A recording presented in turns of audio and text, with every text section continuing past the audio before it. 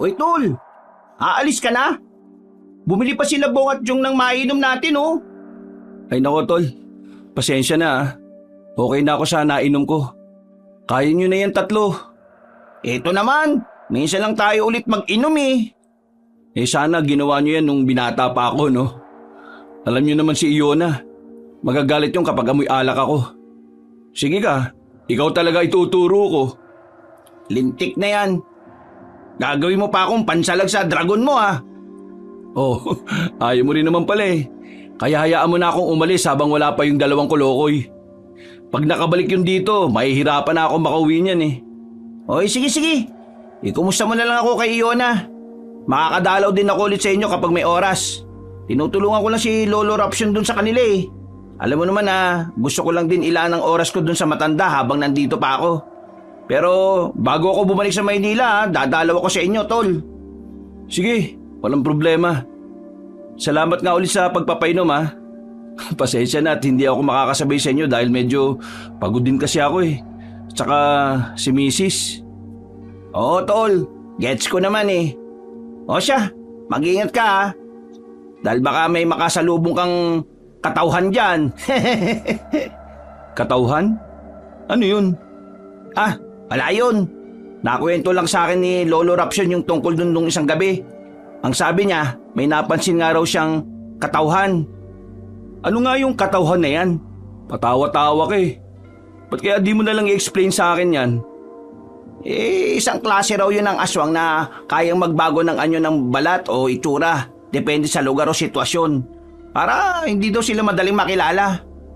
Parang alam mo yun, katulad sila ng mga hunyango na nagbabago rin daw ng kulay para maitago ang kanilang sarili.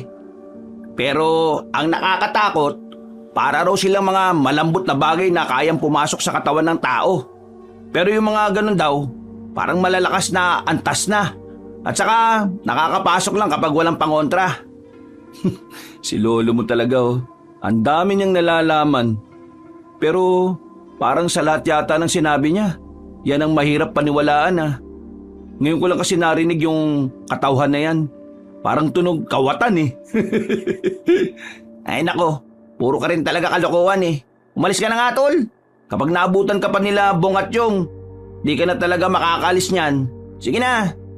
O sige, aalis na ako. Magkita na lang tayo sa susunod na araw ah. Matapos magkamayan at magyakapan, ay dali-dali na ngang umalis si Perez sa kubong pinag-iinuman nilang magkakaibigan. Hindi na nga nila naabutan sila Bong at Jong. Pasado 6:30 ng gabi, habang pauwi si Perez sa kanilang bahay ay napadaan siya sa inaayos na kalsada malapit sa kanilang lugar. Isa kasi ito ngayon sa proyekto ng mayor bukod sa mga flood control sa kanilang lugar. Habang pinagmamasdan ng madilim na lugar gamit ang kanyang flashlight, napaismid siya na may halong lungkot. Napakarami kasing puno ang kinailangang tagpasin para nga sa road widening na ginagawa. Sayang naman yung mga puno. Mawawala na tuloy ng lilim sa banda dyan. Sarap-sarap pa naman maglakad dyan lalo na kapag tanghali dahil sa sobrang lilim. Ay, bakit kaya ganito ang gobyerno? Hindi nag-iisip ng magandang solusyon na pare-parehong hindi maapektuhan ng lahat eh. Pati tuloy yung mga ibon na nakatira sa mga puno dyan. Mawawala na. Napabaling ang tingin ni Perez sa natitirang truck na nasa banda roon. Pinagmasdan niya ang ilang kalalakihan na naglilipat ng mga nahati-hating parte ng ilang punong natagpas sa bahaging yon. Napailing na lang siya bago tahakin ang daan papasok kung saan sila nakatira. Ilang minuto sa kanyang paglalakad, sa malayo pa lang ay nadidinig na ni Perez ang ingay ng mga pamilyar na boses. Kaya pasimple siyang napasilip bago lumiko pa kaliwa. Pero bago pa siya makalayo, ay nakita na siya ni Mang Boying. Uy! Perez! Hanip ka! Iskapo ka pa sa akin ha? Tara nga rito, macho guwapitong Perez! Tagay na muna! Nako, Mang Boying, pasensya na at medyo nakainom na ako ng alak eh. Galing na ako ron sa kababata kong si Jack. Wala akong pakialam kay Jack na apo ni Corruption. Basta magtagay ka muna rito, bilis! Wala na ngang nagawa si Perez kundi lapitan ng lasing na Ginoo. Alam niya kasi na mas lalo lang yung mangungulit ng mangungulit kapag tumanggi siya. Paglapit niya sa pwesto ay inabutan kagad siya ng tagay ni Mang Boying. Si Mang Vic naman na isa rin sa kakilala niya ay nag-abot ng plato na may lamang inihaw na bangus. Habang ang dalawang kalalakihan ay walang imik at nakatingin lang kung paano siya magtagay ng alak. Magpulutan ka na kagad, Perez, para hindi mo malasahan yung alak. Pero kahit wag na, sanay na sanay ka naman sa lasa ng lambanog eh. Pasensya na talaga dahil nakainom na ako Mang Boying. Eh di umupo ka na rito para magtuloy-tuloy na yan. Sige ho, mamaya ko kayo babalikan. Uwi muna ako at baka mahuli pa ni Mrs. dito. Pare-pareho tayo mayayari niyan. Kilala niyo naman yung asawa ko, di ba, Mang Boying? Walang sinasanto yun. Mayayari tayong lahat dito kapag nagkataon. O siya, sige. Yan ha, Vic, at sa inyong mga tol. Narinig niyo sinabi ni Perez ha. Kapag hindi yan bumalik dito, susugurin natin mamaya sa bahay nila yan. Sumang-ayon na lang kunwari si Mang Vic at ang dalawa pang lalaki. Pero alam naman nila na hindi na babalik si Perez. Pagkatapos noon ay nakipag-apiran na nga lang ang morenong lalaki sa mga katatayan bago tahaki ng iskinita papasok kung saan naroon ang kanilang bahay. Napatingin sa ginagawang kalsada na abot tanaw sa kinaroroonan niya. Wala na roon ang truck at ang mga tao kanina. Pero may nakita siyang nakatayong nilalang sa harapan ng mga punong naputol. Ha? Sino yun? Pagkurap ay nagulat siya dahil bigla na lang nawalang parambula ang nasabing nilalang. Napakusot tuloy siya ng mga mata habang nagtataka rin sa sarili. Mukhang tinamaan na ako rin sa pinainom ni Mang Boying ah. Ang taas kasi ng tagay eh. Pinunupan niya yung baso. Nagpatuloy na si Perez at pagdating sa tapat ng kanilang bakuran ay huminto siya saglit. Pinagmasdan niyang mabuti ang simple nilang bahay. Hindi to kalakihan pero up and down. Pamana ito sa kanila ng mga namayapang mga magulang. Kaya sa tuwing pinagmamasdan niya ang bahay ay lagi niya ring naiisip ang mga yun. Ito rin ang dahilan kaya kahit anong mangyari ay hindi niya binebentang lupain. At ipinangako niya sa sarili na pangangalagaan ng bahay sa abot ng kanyang makakaya. Matapos pagmasdan ng kabuuan ng bakuran ay naglakad na siya at binuksan ang gate. Nagtuloy-tuloy siya hanggang sa marating ang main entrance ng bahay. Kakatuksa na siya, kaso lang ay nakita niyang nakauwang na ng bahagya ang bago-bagong pinto. Kagagawa lang kasi nito mahigit 1 buwan na ang nakalilipas. Inuunti-unti lang din kasi nilang mag-asawa ang pagpapagawa dahil hindi rin naman ganun kalaki ang sinasahod niya sa pabrika. Pagtulak sa pintong nakauwang ay saka siya naglibot ng tingin sa sala. Nang hindi ron nakita ang asawa ay sumulyap siya sa bandang kusina. "Pangga, nandito na ako." Natigilan siya matapos makakita ng anino ng tao mula sa hagdan na umakyat pa itaas kaya naisip niyang ito si Iona. Pagkatanggal ng isang sapatos ay nagtuloy-tuloy na siya ng pasok. Tinanggal pa niya ang isa bago dalhin sa tamang lagayan. Sumipat siya sa hagdanan at tinintay ang asawa na bumaba mula roon. "Pangga, ano pagkain natin? Medyo nagugutom na ako eh. Pwede bang pakuha na rin ako dyan ng damit sa kwarto? Nagutom din ako at huwag ka na sanang magagalit ha. Kasi napatagay ako ng kaunti dahil inaya ako ni Jack eh. Hindi ko naman natanggihan.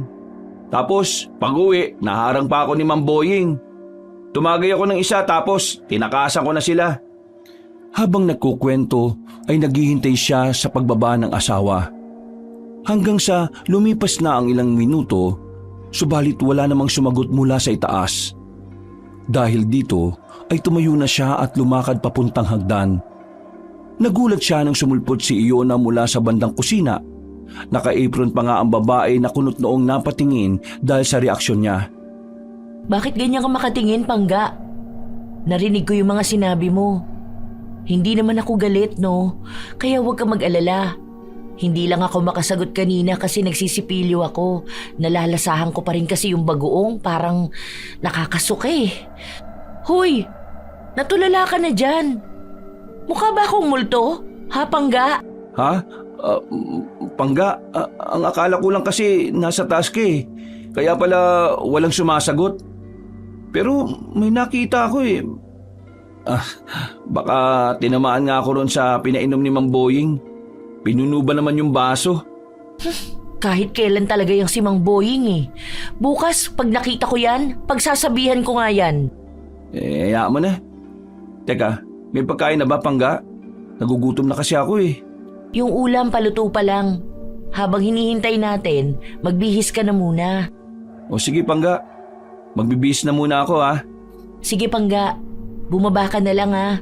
Ihahanda ko na yung hapagkainan natin para pagbaba mo, okay na. Salamat, Pangga. Pag-akyat ni Perez sa ikalawang palapag ng kanilang bahay, pagpasok niya sa kwarto nilang mag-asawa ay nagubad kaagad siya ng damit. Binuksan niya rin ang bintana nilang shell window type para pumasok ang hangin. Pagbukas niya ng ilaw ay tumambad ang mga damit niyang nagkalat. Nakabukas din ang aparador kaya napakunot noo siya. Oh, ano nangyari dito? Isa-isa niyang dinampot ang mga damit na nagkalat kasabay ng pag-ihip ng malamiang hangin mula sa labas ng bahay. Naginhawaan ng kanyang pakiramdam dahil dito. Pero napawi rin kaagad ito nang may mahagip ang gilid ng kanyang mga mata na nakadungaw sa binuksan niyang bintana. Natigilan siya sa pagdampot ng mga damit at saglit na napabaling doon pero wala naman siyang nakita. Napakunot na naman siya ng ulo at muling sinimula ng pagliligpit. Pero maya-maya pa, muli na namang may nahagip ang gilid ng kanyang mga mata. Sa pagkakataong ito ay napansin na niya ang tila namumulang mga mata.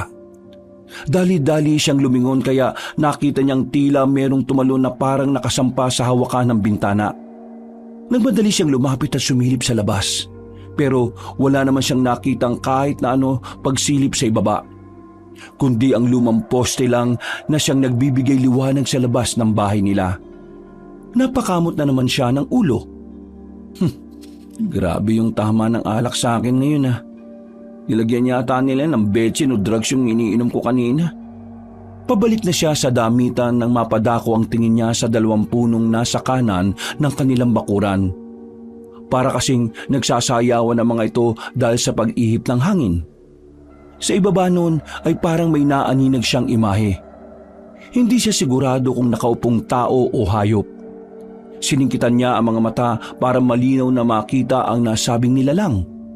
Pero nagulat siya nang mapansing tila namumula ang mga mata nito. Tao ba yun o hayop? Pangga! Ang tagal mo namang magbihis! Tara na, luto na yung ulam, kakain na! Okay, susunod na, Pangga! Pagbaling muli ng atensyon ni Perez sa ilalim ng puno, ay wala na roon ang nakita niya kanina. Napakibit-balikat na lang siya at inayos na ang mga damit na nagkalat.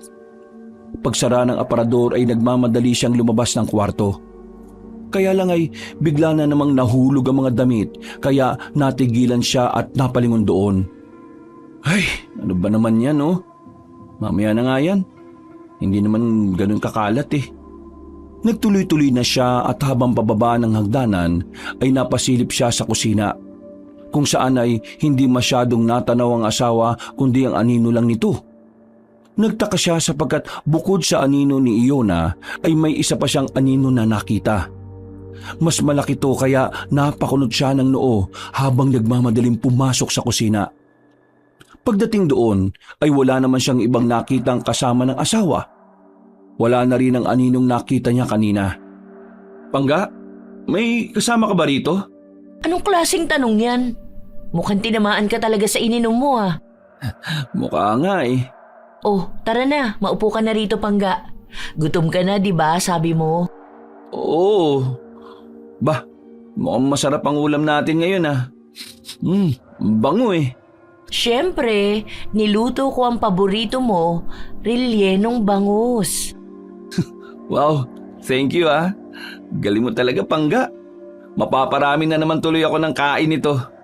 Yung abs ko mukhang absent na ng tuluyan Naglambingan pa ang mag-asawa na natigil lang nang biglang tila humangin sa labas.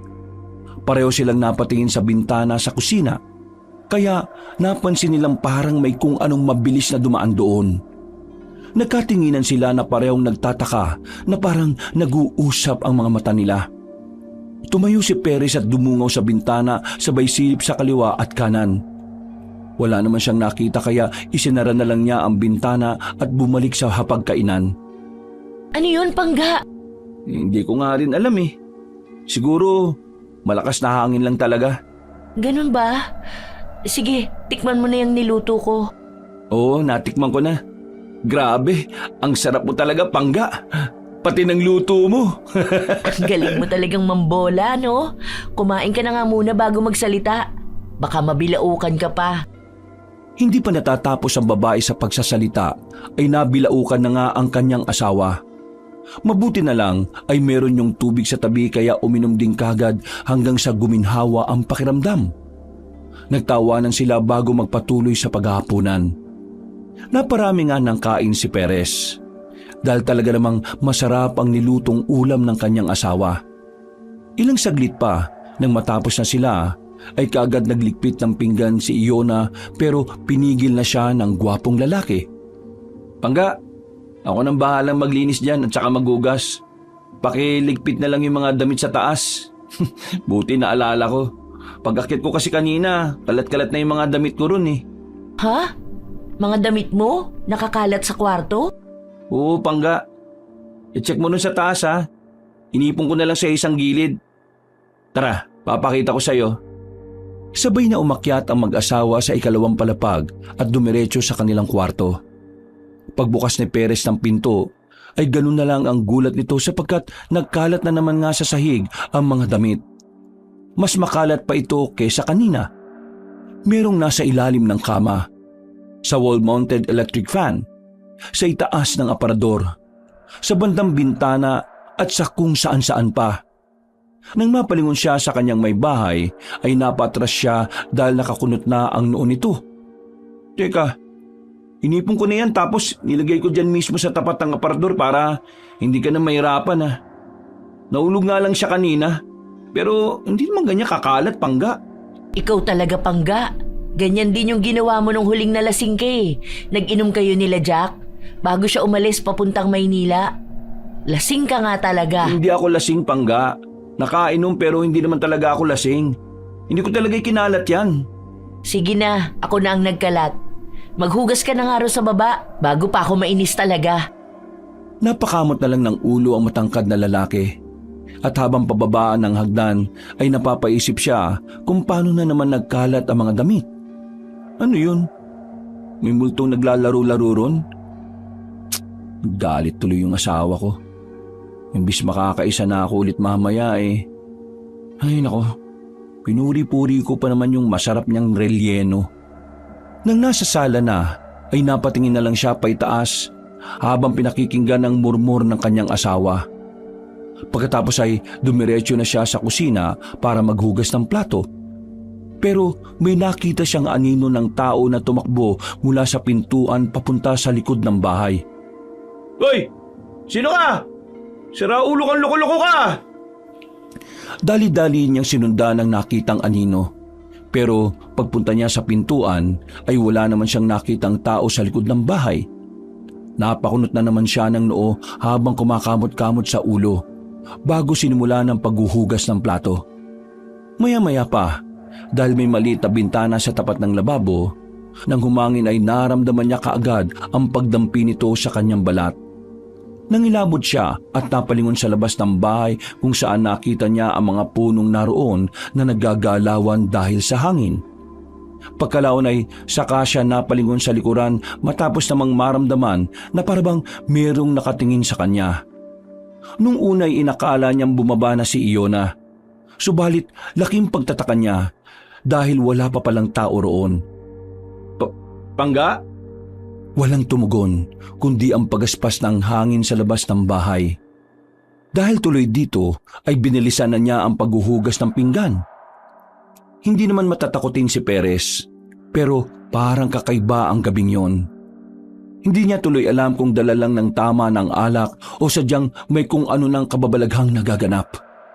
Ilang saglit pa ay nakadinig na siya ng mga yabag ng paa mula sa sala. Mabibigat ito at alam niyang hindi na ito galing kay Iona. Dito na siya nagsimulang kabahan talaga. Itinigil niya ang paghuhugas at dahan-dahang binuksan ang maliit na cabinet sa ilalim ng lababo. Nandun kasi nakatago ang ilan sa mga luma niyang itak. Eksakto pagkakuha niya ng nasabing gamit ay nakarinig na siya ng mahihinang garalgal. Dito siya mas naging alerto. Sino yan? Kung nangtitrip ka, wag ako ha. Wag dito sa bahay ko dahil hindi kita aatrasan.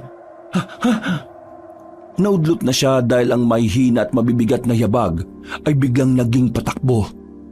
Halatang papunta ito sa kinaroroonan niya kaya napaatras siya habang nakahanda ang lumang itak. Pero bigla na lang nawala ang patakbong mabibigat na yabag. Luminga-linga pa siya sa palibot at pasimpleng sumipat sa bandang sala. Pero wala talagang tao roon. Ano ba itong nangyayari sa akin? Lumakas na naman ang hangin sa labas at nang mapatingin siya sa pintuan ng likod bahay ay kitang-kita ng mga mata niya ang isang nilalang. Hindi niya alam kung hayop ba ito o tao pero nag-focus siya sa mga namumulang mga mata. Hindi rin siya kaagad nakagawa ng aksyon dahil tila ba tinabunan siya ng takot. Mata sa mata silang nagharap ng nasabing nilalang pero bigla yung tumalon sa kahoy nilang bakod. Ano yun? Pusa ba yun o aso? O ewan? Ano pinagsasasabi mo dyan, Pangga? Nakakagulat ka naman, Pangga. Bigla-bigla ka na lang nasulpot. Maghugas ka na. Nagtuloy-tuloy na ang babae hanggang sa banyo. Kaya nakahinga na ng maluwag si Perez. Sinara na lang niya kaagad ang pinto bago bumalik sa paghuhugas ng pinggan. Nang matapos na, tumingin siya sa banyo. Nakasara pa rin kasi yon kaya hinihintay niya si Iona na lumabas. Pero lumipas na ang higit 10 minuto ay hindi pa rin lumalabas ang kanyang asawa. Napaismid na lang siya at nauna nang umalis sa kusina. Inaantok na rin kasi talaga siya. Pagkakit sa kwarto ay ganun na lang ang gulat niya nang naabutan si Iona na katatapos lang magligpit ng mga damit. Isinasalansa na lang ng kanyang asawa yon sa aparador habang siya naman ay tila hindi makapaniwala. Oh, bakit ganyan ka naman makatingin, Pangga? Mukha ba akong multo, ha? Galing ka ba sa baba? Nagpunta ka ba sa kusina? Hindi. Ngayon pa lang sana kasi katatapos ko lang dito sa mga damit na kinalat mo. Sigurado ka, Pangga? Oo naman. Bakit ba? Sino yung tao dun sa baba? Yung kausap ko kanina. Ewan ko sa'yo. Kanina ka palutang dyan, Pangga. Kung ako sa'yo, matulog ka na.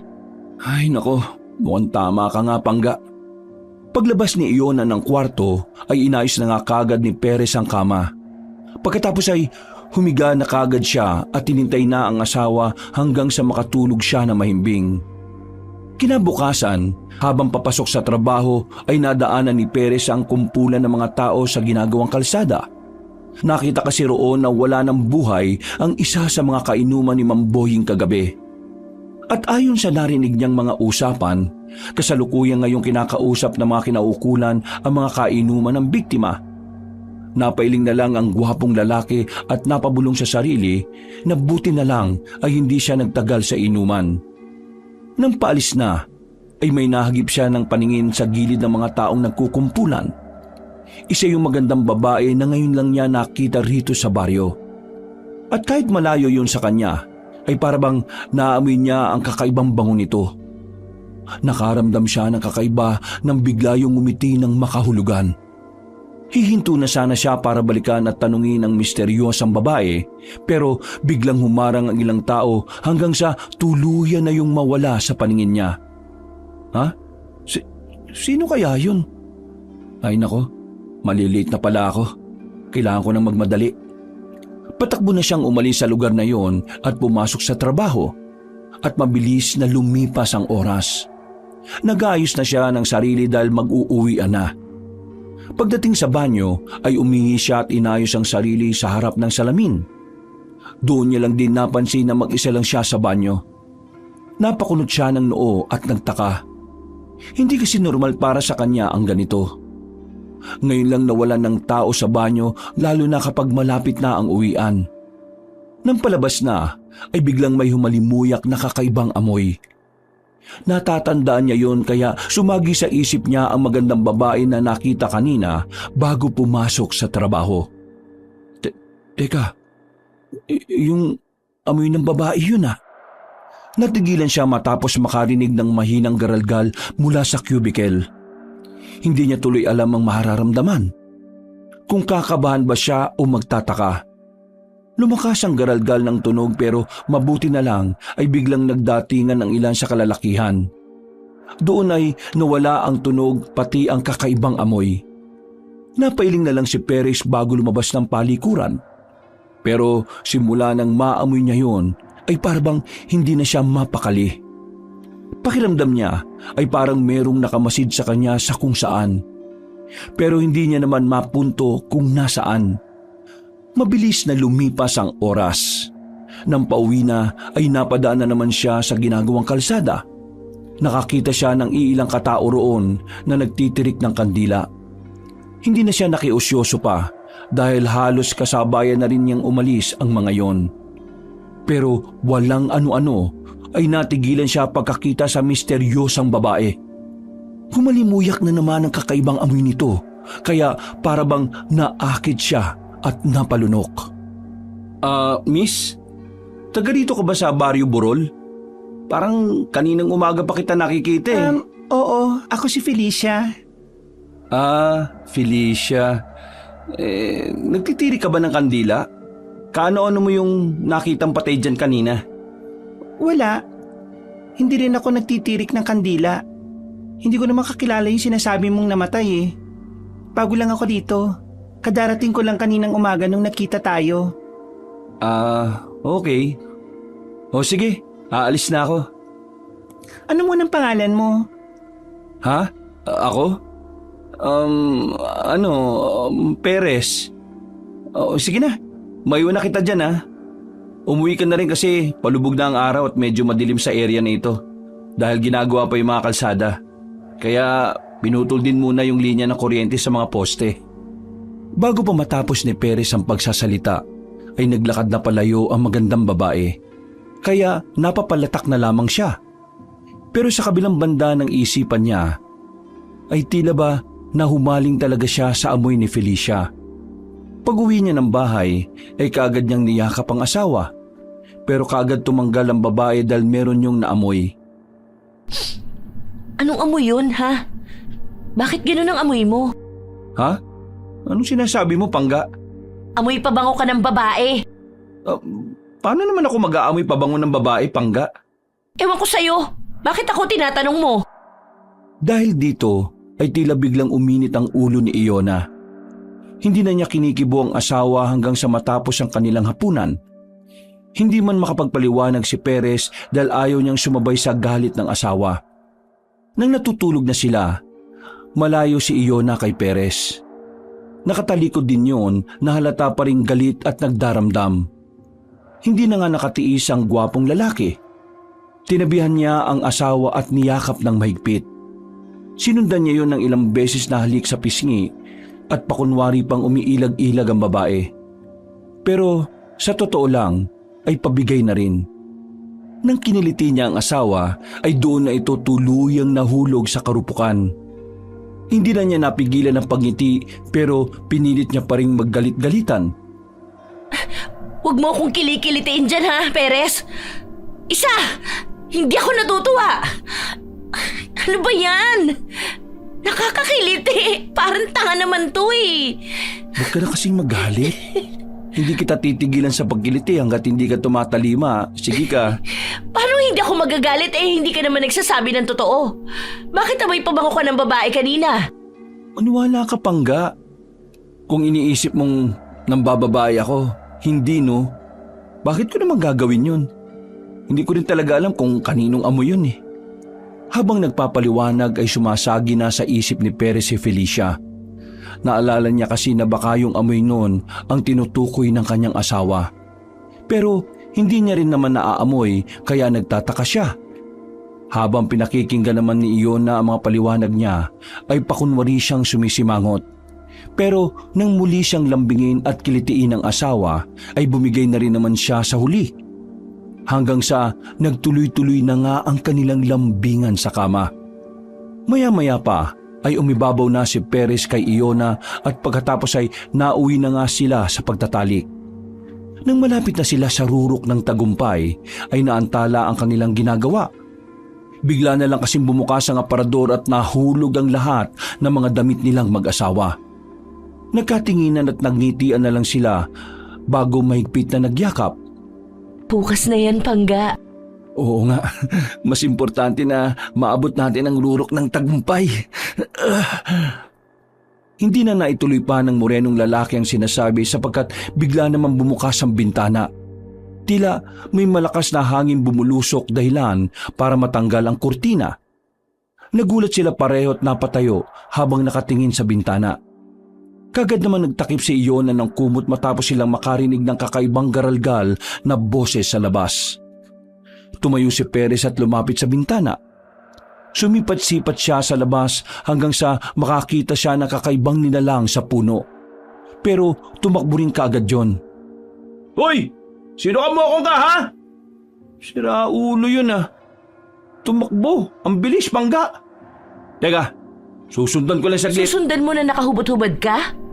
Okay ka lang? Ay, nawala sa isip ko. Pasaway kasi. Nabitin tuloy tayo. Huwag mo na rin sundan yun dahil baka si Topper lang yun. Yung anak ni Aling Conchita? Oo, nangunguha lang yun ng mga kalakal na tira-tira kaya hayaan mo na. Hayaan mo na. Magbihis ka na rin, Pangga, at inaantok na ako. Saka na lang natin ituloy. Ba yan? Malapit na ako eh. Hindi mo pa ako pagbibigyan? Ang sakit kaya sa puson. Bahala ka dyan. Napakamot na lamang ng ulo ang matipunong lalaki habang napapabuntong hininga dahil sa pagkabitin. Pagkatapos ay kinuha na lang niya ang tuwalya at nagtungo sa banyo para makapagilamos na rin ang katawan. Habang nagsha-shower ay nakarinig siya ng mahihinang katok. Napatingin siya sa pinto ng banyo at pasimpleng napangiti. Ano, Pangga? Nagbago na ba isip mo? Itutuloy na ba natin? Wait lang at bubuksan ko ang pinto ah. Pagbukas nga niya ng pinto ay ganun na lang ang gulat niya dahil walang tao sa kusina. Pero napansin niyang nakabukas ang isang bintana na malapit sa lababo. Pangga? Pinaglalaruan mo ba ako? Naputol na siya ng pagsasalita dahil may nakita siya sa labas, sa likod ng bahay. Mabilis lang yun na dumaan pero sigurado siya sa nakita. Namumula ang mga mata nito at nangingitim ang mga nangingintab na balat. Tumalong kagad yun palabas ng bakod, kaya nagmamadali rin siyang isinara ang bintana. Minadali na rin niya ang pagbabanlaw ng katawan dahil nakaramdam na naman siya ng kakaibang takot. Lalo na nang maalala niya ang nangyaring pagkamatay sa kainuman ni Mang Boying. Ayon na nga na sana niyang isipin ang nakitang bangkay pero bigla na lang yung sumagi sa isip niya. Hindi kasi kaaya-aya ang kinahantungan ng Ginoo. Pagbalik sa kanilang kwarto ay tila ba kumalma na rin siya. Pagtingin niya sa asawa ay mahimbing na ang tulog noon.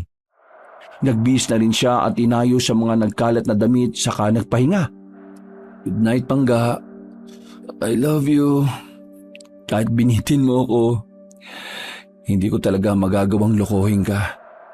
Hinalikan niya ang asawa sa noo bago matulog. Pero habang nahihimbing sila ng tulog ay may isang nilalang na nakaantabay lang sa kanila. Naghihintay ito ng tamang pagkakataon para gumawa ng hindi magandang bagay. Maya-maya, pasado 3:30 na madaling araw, ay napadilat si Perez. Sapagkat meron siyang naaninag na imahe na nakatayo sa tapat ng bintana. Hindi niya muna kagad na pinansin ito dahil sa isip niya ay si Iona lang yon. Pero bigla siyang napamulagat nang maramdaman ng mahigpit na pagyakap ng babae mula sa likuran. Pagtingin niya sa tapat ng bintana ay wala na ang kaninang nakita niyang imahe roon. Dahil dito ay napatingin siya sa asawa na mahimbing pa rin ang pagkakatulog. Marahan siyang bumangon para sana mag-asikaso na ng pagpasok sa trabaho at tinayaan niya na lang munang matulog ang kanyang asawa. Ay, mag-4 pa lang pala ng madaling araw. Kinuha niya ang tuwalya na nakahangar sa likod ng pinto. Pagkatapos ay bumaba na siya sa kusina para maligo at makapagluto na rin ang aalmusalin nilang mag-asawa. Habang nagpapainit ng tubig ay nagtungo muna siya saglit sa likod ng bahay para magpahangin. Habang pinagmamasda ng madilim na paligid ay meron na naman siyang napansin mula sa hindi kalayuan. May kung sinong nakatayo sa labas ng kanilang bakuran. Matatakot na sana siya pero bigla niyang naaninag kung sino yon. Kasabay ng muling paghalimuyak ng kakaiba at pamilyar na amoy. Felicia, anong ginagawa mo dyan? Naglalakad-lakad lang kasi ako. Maghanap sana ako ng almusalan. Hindi ko naman masyadong kabisado dito kaya dito ako napadpad. Likod bahay niyo pala to? Malapit-lapit lang ako dito eh.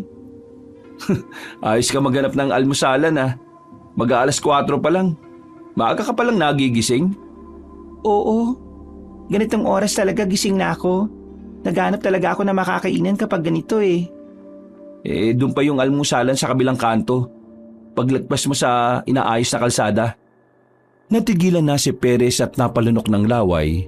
Paano kasi ay muli na namang humalimuyak ang kakaibang amoy ni Felicia. Dito niya lang din napansin ang suot itong see-through na bakat na bakat ang tinatakpang kamunduhan. Wala kasing bra at panty ang babae, kaya pasimpleng napaiwas ng tingin ang matipunong lalaki. Pero bumalik ang atensyon niya dahil tila nangaakit na ang magandang babae. Pasimple na yung kumagat-kagat ng labi at habang patuloy na humahalimuyak ang amoy ay tila ba nahihipnotismo na si Perez. Mabuti na lang ay kaagad niyang napaglabanan ng temptasyon. Umatras siya at tinapik ang noo matapos ding marinig ang tubig na pinakukulo niya. Felicia, nandun sa kabilang kanto yung bilihan ng almusalan ha. Mga ganitong oras bukas na yon. Pwede mo ba akong samahan? Ay, naku pasensya na, hindi pwede. Nagmamadali kasi ako. Sige na, at bilisan mo nang pumunta ron. Saka pala, magpalit ka muna ng damit. Pasensya na ulit dahil baka magising ng asawa ko eh. Kababati lang namin. Baka magalit yun kapag makitang magkausap tayo. Tapos, nakaganyan ka pa ng suot. Pasensya na. Pumasok na kagad si Perez sa loob ng bahay. Kaya umalis na ang tila nakasimangot na si Felicia dahil hindi niya nagawa ang pakay. Bumalik na siya sa loob at kagad na pumasok sa banyo para maligo. Pero ramdam niya pa rin ang init ng katawan na tila pinaglalabanan niya. Uy, Perez, ano ba yung iniisip mo? May asawa kang tao, no? Kung ano-ano naglalaro dyan sa isip mo. Ay, bakit naman kasi ganun magsuot ang damit yung babaeng yun eh? Parang nananadyang mang-akit. Ang sexy niya. At ang laki ng... Ay, tama na nga. Perez ha, nag-iisip ka ng hindi maganda ha. Dinaan na lang niya sa pagligo para matanggal ang nararamdaman niyang init ng katawan. Maya-maya pa, paglabas ng banyo ay nagtimpla na siya ng kape at uminom nito. Isinangag na rin niya ang baho kagabi at nagluto ng 2 itlog at daing para sa almusal nilang mag-asawa. Nang matapos na ang mga yon, pasado 4:30 ay umakyat na siya sa itaas para magbihis na. Saka lang kasi siya kumakain kapag nakapagbihis na para dire-diretso ang pagpasok sa trabaho. Habang paakyat sa hagdan, ay meron siyang napansin na anino sa kwarto nila mag-asawa. Akala niya nung una ay si Iona ito pero nang marinig niya ang pagaralgal na tono ng boses ay nanlaki ang kanyang mga mata. Ha? Sino yun? Kunot noo siyang tumakbo papunta roon. Pagpasok ng kwarto ay wala na siyang naabutang kahit na sino maliban kay Iona na natutulog pa rin. Paglingon niya sa bintana ay napansin na naman niyang tila may nakasampa roon. Galit siyang tumakbo nang maisip si Topper. Pagsilip niya sa bintana ay may nakita nga siyang nilalang na mabilis na tumakbo palayo hanggang sa mawala na sa dilim. Hoy! Nayupa ka! Lakas ng loob mo ah! Mahuli-huli lang kitang animal ka!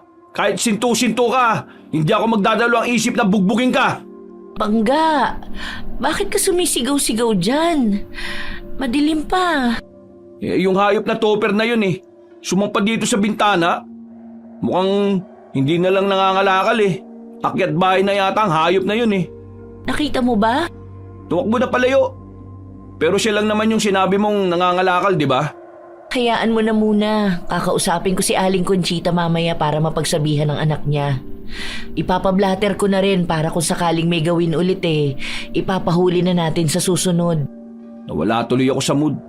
Ang aga-aga ng mokong na yun Ay nako, kapag nahuli ko talaga yun, patawarin ako ng Diyos. Hayaan mo na. Halika na nga muna rito. At para bumalik ang mood mo, ituloy na natin yung naudlot kagabi. Sa isang iglap ay napawi ang pagkainis ni Perez. Tuwang-tuwa siyang lumapit sa asawa. Kaagad niyang sinunggaban ng halik si Iona.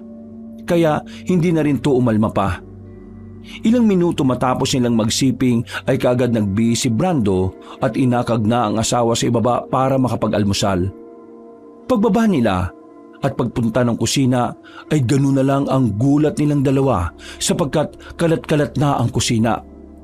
Ang nilutong sinangag ay tapon-tapon na, pati na ang mga itlog at tuyo ay nagkalat na sa sahig. Ang kapirin na tinimpla niya na hindi pa nauubos ay natapon na rin sa lamesa. Mabuti na lang ay hindi nahulog ang tasa roon. Anong nangyari rito, Pangga? Hindi ko rin alam, Pangga. Iniwan ko yan ng maayos kanina Baka may nakapasok na daga. Bisit na mga daga yun Hayaan mo na at magluluto na lang ako ulit. Maaga pa naman Salamat, Pangga Pasensya na talaga. Hayaan mo na at ganyan talaga kung minsan. Napabuntong hininga na lamang ng malalim ang matipunong lalaki bago ligpitin ang mga kalat. Ang asawa niya naman ay nagluto na ng panibagong almusal. Wala silang kamalaya na si Felicia ang sumira ng mga yon dahil sa inis nito kanina na hindi niya naakit si Perez. Mula sa hindi kalayuan ay nakatingin siya sa mag-asawang tila mas naging sweet. Kaya mas lalo siyang nagalit at napaangil. Sulitin niyo na matatamis yung mga araw. Dahil hindi na rin magtatagal yan. Pagkatapos sabihin yun ay nagtago na siya sa dilim. Kung saan ay muling bumalik ang tunay niyang anyo. Isang nakakatakot na nilalang na kung tawagin ay katawhan. Mabilis na lumipas ang oras. Habang papunta sa arko ay dumaan nga muna si Perez sa bahay ni Aling Conchita.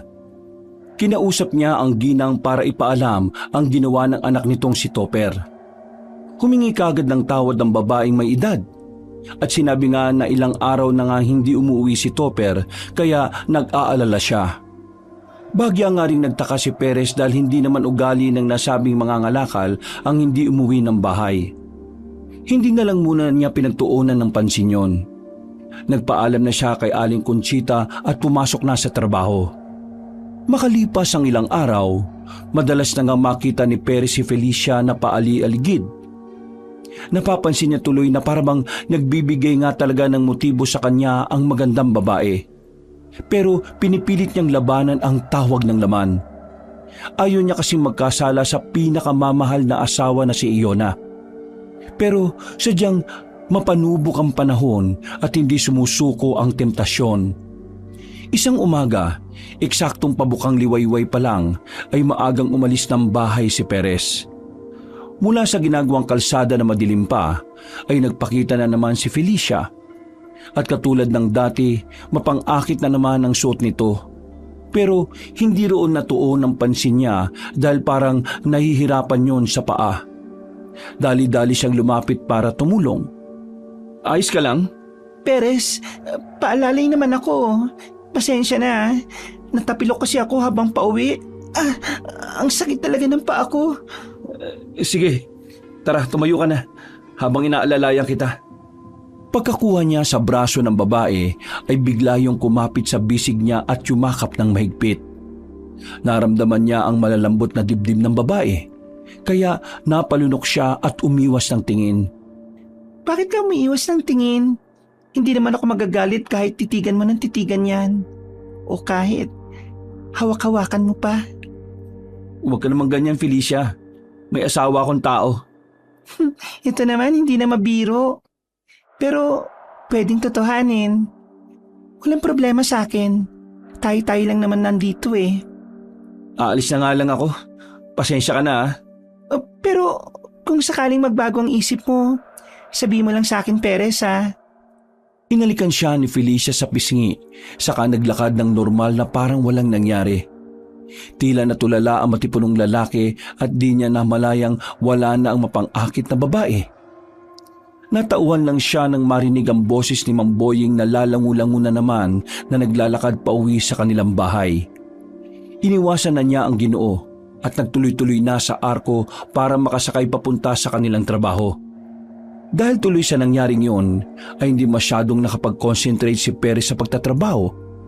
Hindi niya maintindihan kung anong nararamdaman niya. Matindi ang pagpipigil niya, pero sa kabilang banda ng isip niya ay gusto niya ring matikman ang hiling ng pita ng kanyang laman. Pagsapit ng hapon, pagbaba niya ng jeep galing sa trabaho, ay naabutan niya na naman ang mga nagtatrabaho sa kalsada na inilalagay ang mga pinagpuputol-putol na puno sa isang malaking truck. Naabutan niya rin ang ilang mga tao na nagkukumpulan.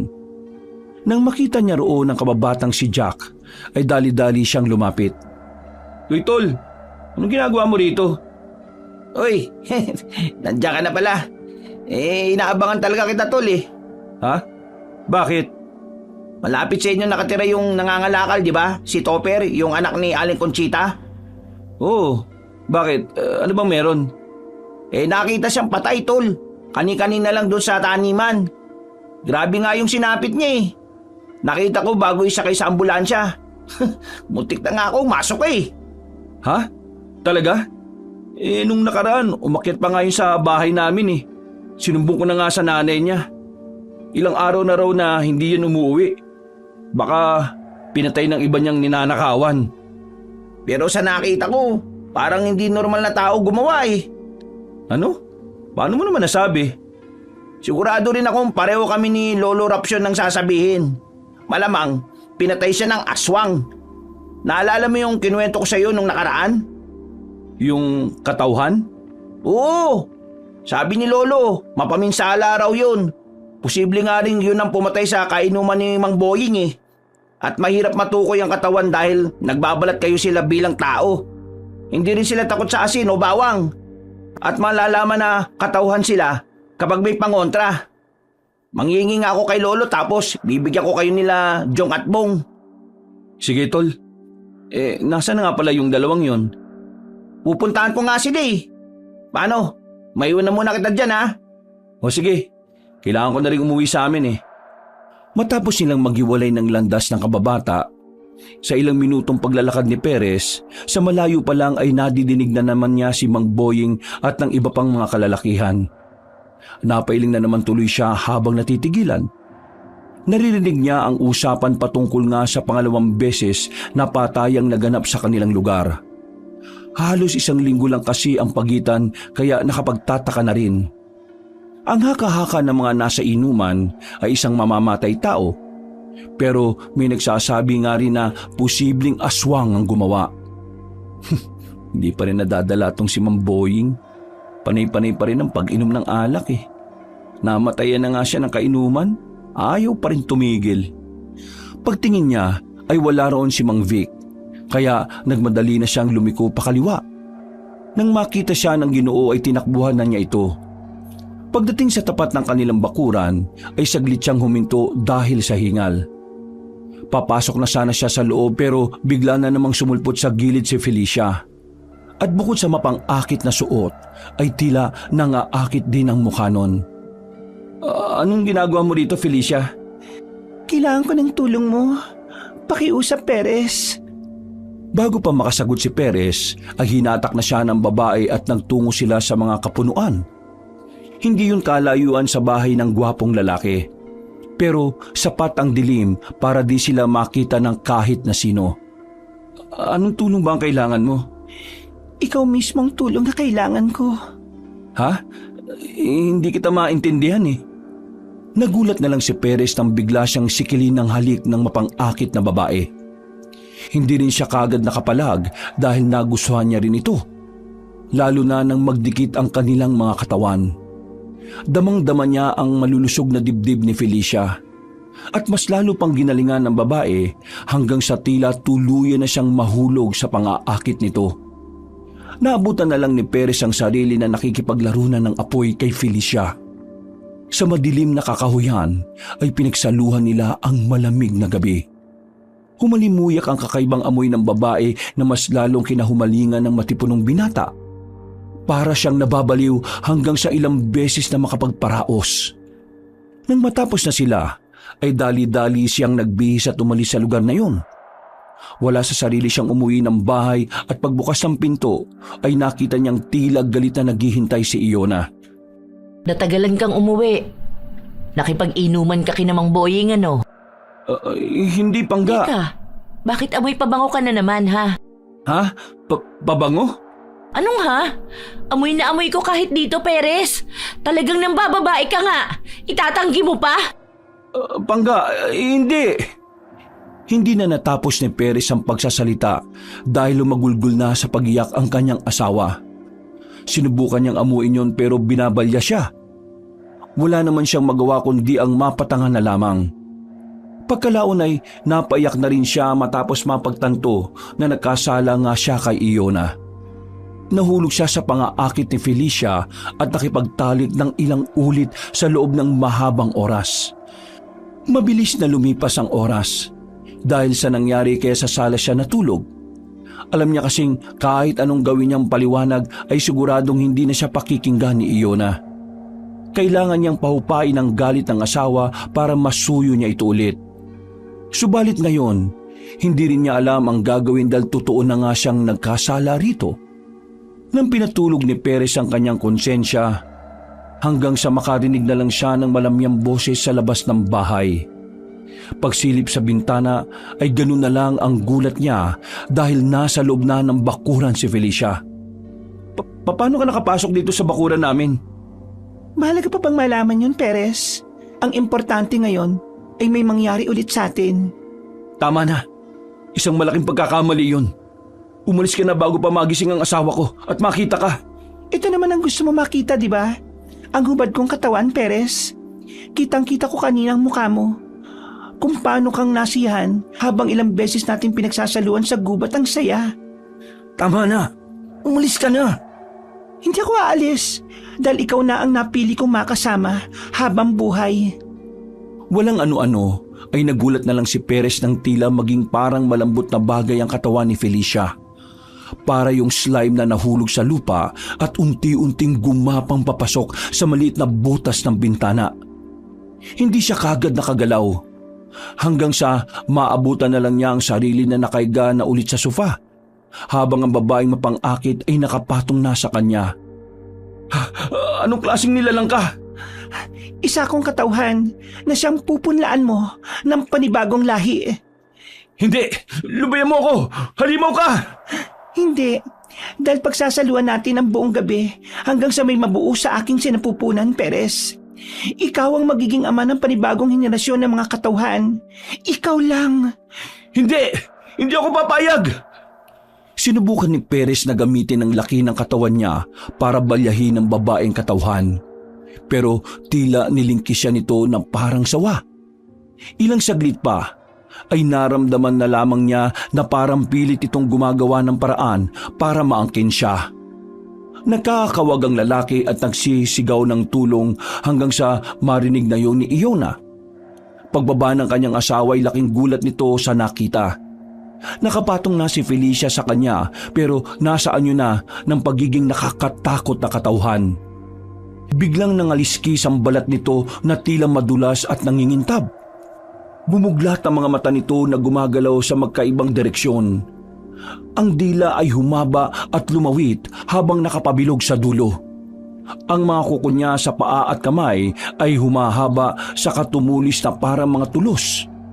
Nagkaroon din siya ng mahabang buntot na may patusok-tusok sa dulo. Diyos ko po! Ano yan? Pangga! Tulong! Siya yung halimaw! Yung amoy niya na sinasabi mo! Sa kanya galing yon! Inaaswang niya ako! Ay, Diyos ko po! Hindi ka na makakawala, Perez.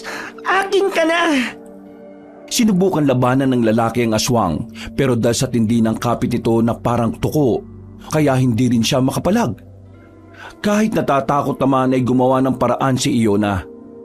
Nang mabalita niya kasi ang tungkol sa aswang na tila gumagala sa kanilang lugar, ay humingi siya kaagad ng pangontra. Nauna na siyang binigyan ni Lolo Rapsyon nang hindi nalalaman ni na Perez at Jack. Isa itong itim na kwintas na gawa sa kakaibang tela. May triangulong palawit na may matang kulay ginto sa gitna. Kinuha niya to sa kwarto at pagbalik niya ay sa kanya kinuha at pinisil sa noo ni Felicia. Uminit ito ng husto kaya nabitiw ang aswang sa pagkakalingkis kay Perez. Pagkatapos ay sa kanya binalya si Iona. Tumalsik yun at tumama sa dingding na halos manghina at mawala ng malay tao. Bumangon naman kagad si Perez at kinuha ang pangontra. Saka to'y tinapat sa aswang na galit na galit. Sige, lumapit ka!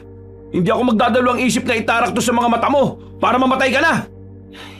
Hindi mo ako matatakasan, Perez. Nagsisimula pa lang na umusbong ang lahi natin. Tigilan mo ako! Hindi mo ako makukuha kahit anong gawin mo! Unti-unti niyang nilapitan ang pangontrang triangulong mata kung tawagin. Nagngingit-ngit sa galit ang aswang bago umalis sa lugar na yon. Nang masiguro nilang wala na si Felicia, ay kaagad na lumapit si Perez sa nangihina niyang asawa.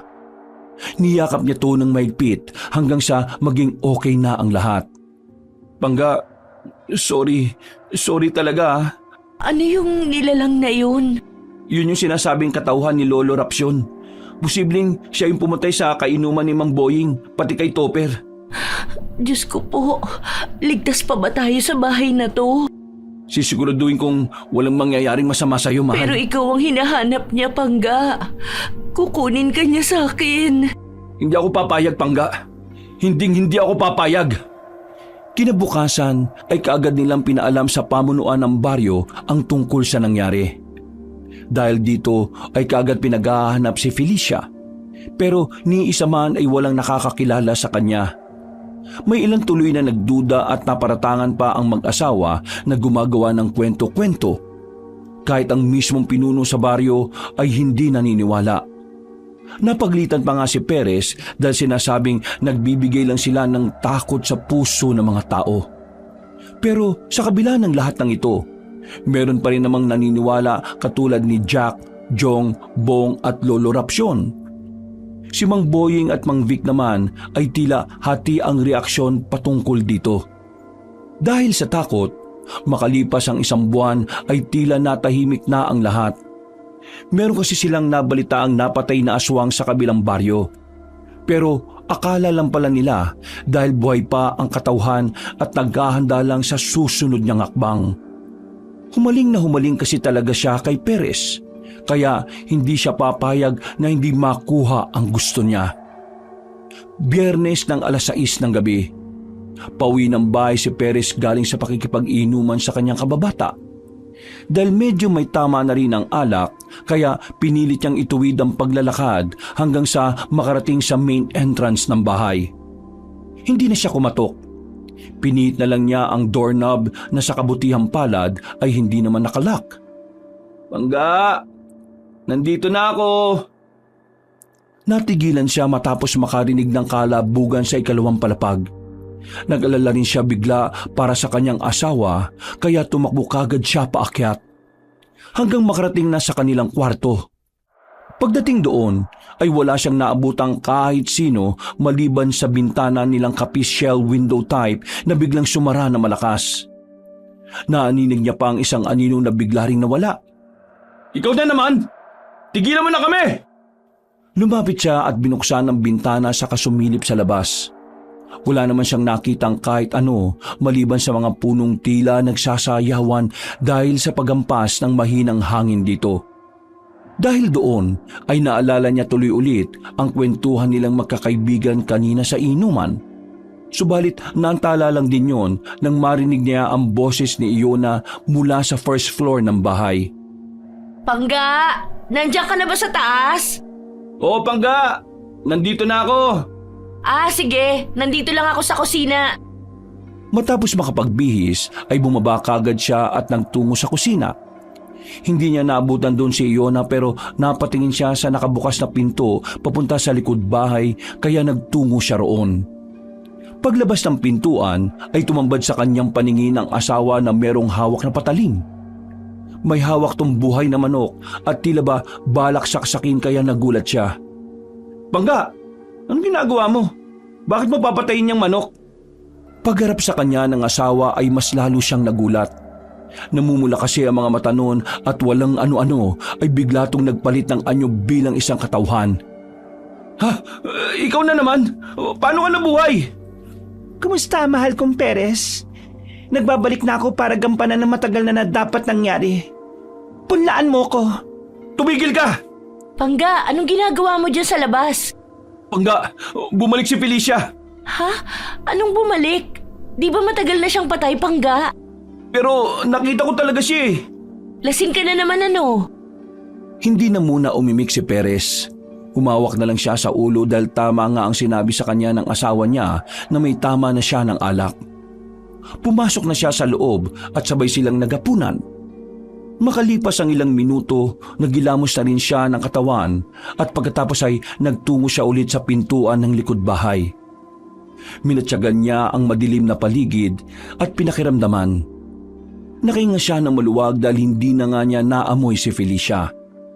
Maya-maya pa, nang isasara na niya ang pinto, ay biglang umihip ng malamya ang hangin.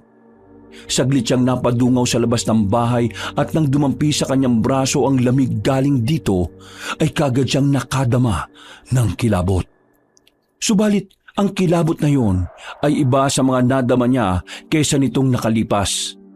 Para bang may kakaibang hatid na naman ang dampi ng hangin sa kanyang balat.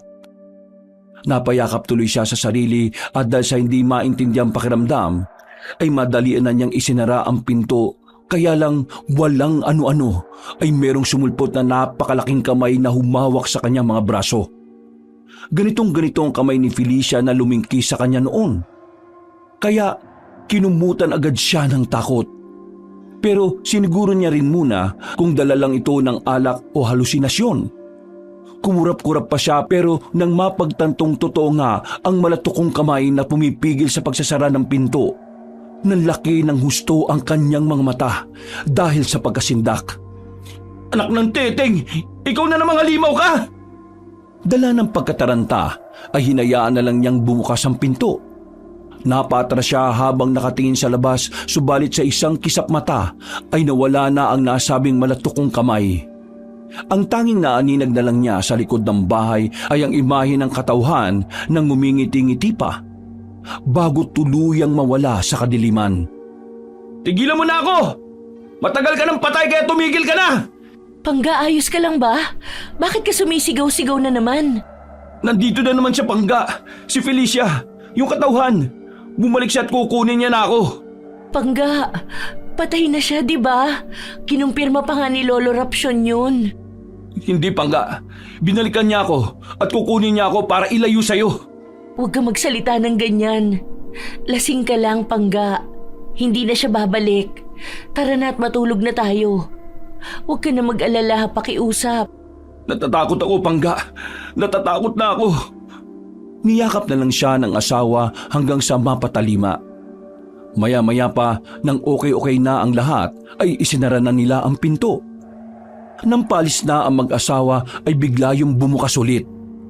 Sabay silang napalingon dito pero wala naman silang nakitang kahit na ano. Ikinandado na nga nila ang pinto at sinigurong hindi na bubukas bago umakyat sa itaas. Kahit na may tama ng alak, hindi kagad dinalaw ng antok si Perez dahil sa matinding pag-iisip. Alam niya sa sarili na totoo at hindi guni-guni ang nangyari kanina. Hindi to dahil lang sa kalasingan. Totoo yung nakita ko na yun. Nagbalik na talaga si Felicia. Kukunin niya ako sa asawa ko. Diyos ko po, anong gagawin ko?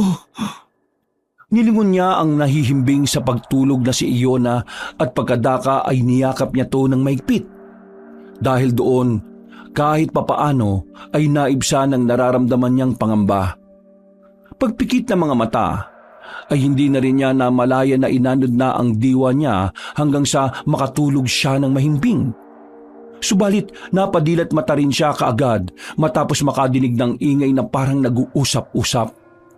Napatingin siya sa kama, subalit laking pagtataka niya sapagkat wala na sa tabi niya ang kanyang may bahay.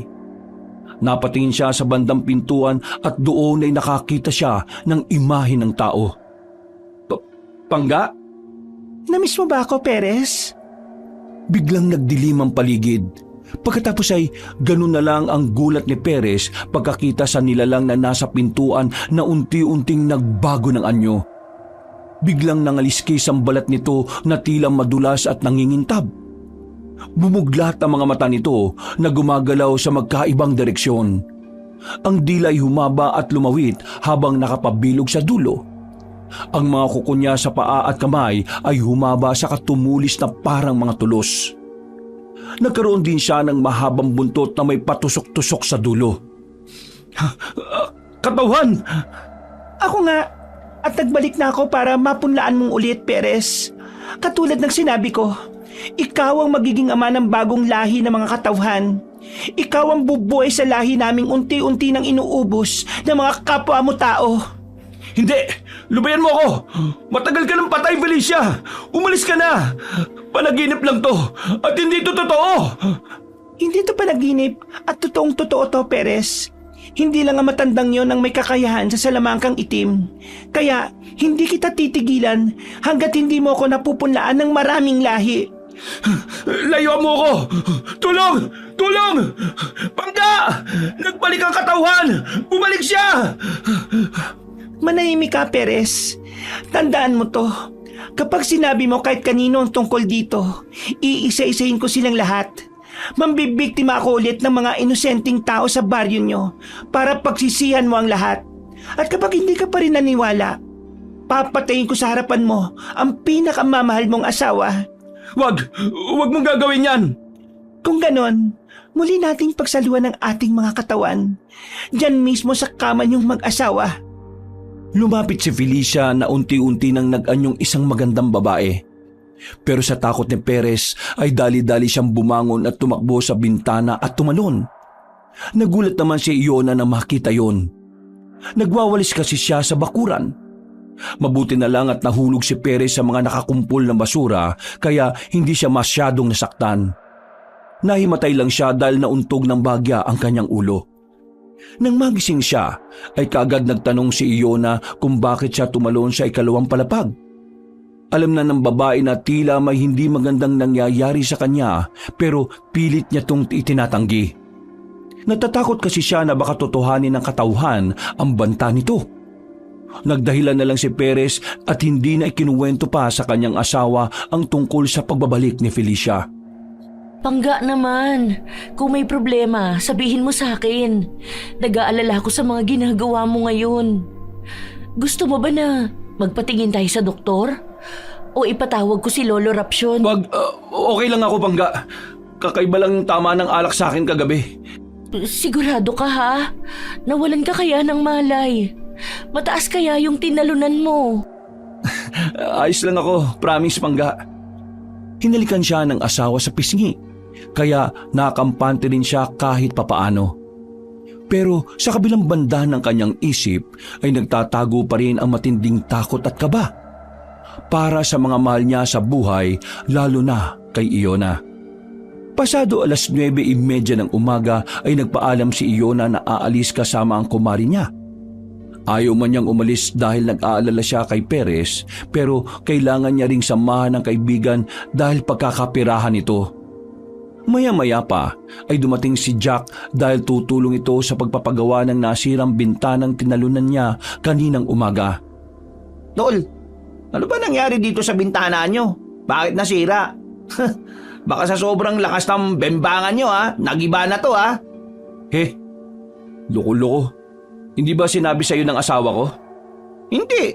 Sabi niya lang, nasira nga tong bintana nyo. Mabuti na lang at wala akong ginagawa ngayon kaya nagpunta na ako rito. Masama raw kasi pakiramdam mo Oo, tol. Gusto mo bang pagaanin natin yan Ha? Anong ibig mo sabihin? Nagulat na lang si Perez nang biglang ngumiti ng makahulugan ng kanyang kababata. Pagkatapos ay sakato nagtanggal ng suot na damit na lalo niyang ipinagtaka.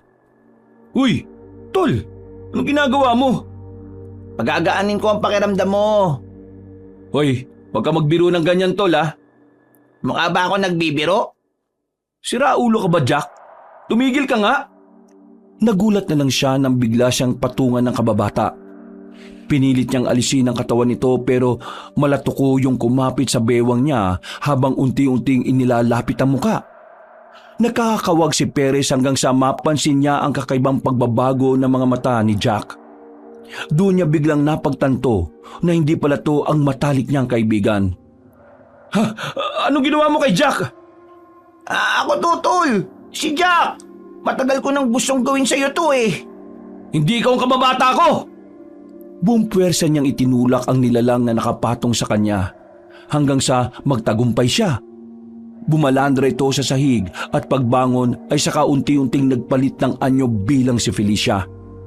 Kung ganon, buhay ka nga talaga. Sinasabi ko na nga ba ikaw yan eh. Anong ginawa mo kay Jack? Ayop kang halimaw ka? Wala pa naman akong ginagawa sa kanya. Inunahan ko lang siyang pumunta dito dahil narinig ko ang usapan nila ng asawa mo. Mamayang pagkatapos pa siya ng pananghalian magpupunta. Kaya habang tayo lang ang tao rito, isa sa katuparan na natin ang pagpupunla mo sa akin. Pwede ba? Tigilan mo na ako! Pasensya na dahil ikaw ang magiging sisidlan ng bagong lahi ng katauhan. Tumakbo kagad si Perez palabas ng kwarto at dahil sa pagmamadali ay hindi niya nabalanse ang sarili nang nasa hagdan na. Dumaus-us siya at nagpagulong-gulong pababa. Nakaramdam siya ng matinding pagkahilo kaya hindi kagad siya nakatayo. Hanggang sa maramdaman na lang niyang itinihaya na siya ni Felicia. Pinilit niyang kumilos pero nawalan siya ng lakas. Nahilo na naman siya at umikot ang paningin hanggang sa yumugyug na ang katawan niya. Hindi niya eksaktong namamalayan ang nangyayari pero sigurado siyang hindi ito maganda. Tumigil ka! Hindi, dahil magiging isa tayong muli, Perez. Kumalakak ng malakas si Felicia at habang pinagmamasdan siya ng nanghihinang lalaki ay kitang-kita nito ang nakakatakot niyang anyo. Isang katauhan na aliw sa pakikipagsiping sa walang kalaban-laban na lalaki. Tuluyan ang nawala ng malay tao si Perez. Nagising na lang siya dahil sa tapik sa mukha ng totoong Jack na kadarating lang. Napabalikwas siya ng bangon at napatras sa pag-aakalang si Felicia pa rin to na nagbabalat kayo. Uy, tol. Ayos ka lang? Si Jack ka na ba talaga? Oo, tol. Kadarating ko lang. Ano ba nangyari sa'yo? Nahulog ka ba sa hagdan? Dadaling kita sa pagamutan. Wag. Bumalik kasi si Felicia tol eh. Ha? Patay na di ba yung katauhan na yon? Kumpirmado yun ni Lolo? Hindi siya patay. Binabalik-balikan niya ako. Ayaw niya akong tigilan, tol. Sinipingan niya nga ako kanini. Gusto niyang magkaroon ng bagong lahi ng mga katauhan sa pamamagitan ko. Ha? Sigurado ka ba dyan, tol? Oo nga, tol. Hindi niya ako tinitigilan. Natatakot na ako. Tara na at pumunta tayo kay Lolo para matulungan ka niya. Pero baka manganib ang asawa ko. Hindi mangyayari yun dahil meron siyang pangontra. Meron din naman ako eh. Pero bakit hindi tumatalab sa kanya yung pangontra ko? Hindi ko rin alam ang sagot. Pero tara na, pumunta na tayo kay Lolo Rapsyon para makuha natin ang sagot sa tanong mo na yan. Wala na silang inaksayang oras. Inalalayan na ni Jack ang matalik na kaibigan at sumakay sila sa tricycle ng binata. Tinungo kaagad nila ang bahay ni Lolo Rapsyon at ikinonsulta ang nangyari. Sa labas pa lang ay nakaabang na ang matandang Ginoo na tila inaasahan na rin ito. Papasok pa lang sila ng bahay ay dumating na nga rin si Iona na sakay din ng tricycle. Naabisuhan na rin kaagad siya kanina doon sa bayan ni Nabong at Chong. Nagkatipon silang apat sa sala ng bahay ni Lolo Rapsyon at doon nga kinumpara ng matandang lalaki ang mga sinabi ni Perez. Naamoy ko nga sa'yo ang amoy ng katauhan. Matindi na ang kapit niya sa'yo. Kaya kahit saan ka magpunta masusundan at masusundan ka niya. Kung ganun po, totoong buhay pa si Felicia? Ako man din ay nagulat. Hindi lang siya magaling magbalat kayo, kundi mahusay din siyang magtago ng amoy at anyo. Ano pong gagawin ko? Ayaw niya po akong tigilan eh. Sinabi niya sa akin na ang lahat daw nang haharang sa kanya papatayin niya. Kung gano'n magkakasubukan na lang kami. Ano po bang ibig niyong sabihin, Lolo? Dumito na muna kayo mag-asawa, Iona at Perez. Pagkatapos ay hahayaan nating magpunta mismo rito ang katauhan. Pero ako na nagsasabi sa inyo, ang mga katulad nilang nilalang ay mauhusay sa pagbabalat kayo. Gagayain nila ang kahit na sino para makuha ang kanilang gusto. Oo nga ho, Lolo Rapsyon. Ginaya niya nga po yung itsura ni Jack tapos, ay nako, ayaw ko nang maalala. Nakakasuya lang eh. Kitang-kita na ang gusto ng alagad ng kadiliman na yon ay ang mapunlaan mo siya. Hindi siya titigil hanggat hindi makakabuo ng nilalang sa kanyang tiyan. Kung ganun po, gusto niyang asawahin ang asawa ko? Sa madaling salita, ganun na nga. Walang iya na yan. Kahit aswang pala, mahilig din mga bet. Sigurado kung babalik ang aswang. Hindi man ngayong gabi, pero babalik yon.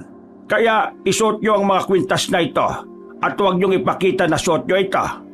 Kung sino man sa ating apat ang gayahin ng aswang, ito ang magiging dahilan para malaman natin kung sino ang totoo at kung sino ang peke. Pero hindi ho natalab sa kanya yung pangontra na ibinigay niyo sa akin eh. Dahil nga sa meron na kayong koneksyong dalawa, malalim na ang ugnayan nyo at kapag tumagal pa ito, mas nakakatakot ang pwedeng maging kauwian. Maaring tuluyan na niyang makuha ang loob mo. Dahil merong kakaibang amoy ang mga katauhan na nagpapahumaling sa mga nakakadaupang palad nila. Wala nang umimik dahil nagsimula na rin si Lolo Rapsyon sa una niyang pagriritual. Umupo si Perez sa harap na matandang lalaki, habang sina Iona at Jack naman ay nasa isang gilid lang at nagmamasid. Maya-maya pa ay nagsimula ng magdasal ang matandang albularyo ng mga kakaibang wika na siya lang ang nakakaintindi. Ilang saglit pa ay nagulat sila dahil bigla na lang humalimuyak ang kakaibang amoy. Ito yung amoy ni Felicia. Iyan yung amoy na naaamoy ko sa'yo noon, Pangga. Iniiwan ng aswang ang amoy sa'yo para masundan ka niya kahit saan. Pero sa pagkakataong to ay hindi muna natin tatanggalin yan. Nagbigay lang ako sa'yo ng orasyong pamproteksyon para hindi ka magawa ng masama ng katauhan na yon. Pagkatapos ng 3 ulit na pagbibigkas ng kakaibang wika ay kinuha na ng matandang Ginoo ang mga bagong pangontrang kwintas. Binigay niya ito kay Iona at Jack. Tapos isinuot niya rin ang isa pa. Sa kanila sabay-sabay na itinago sa likod ng suot na damit. Ano na pong mangyayari pagkatapos nito, Lolo Rapsyon?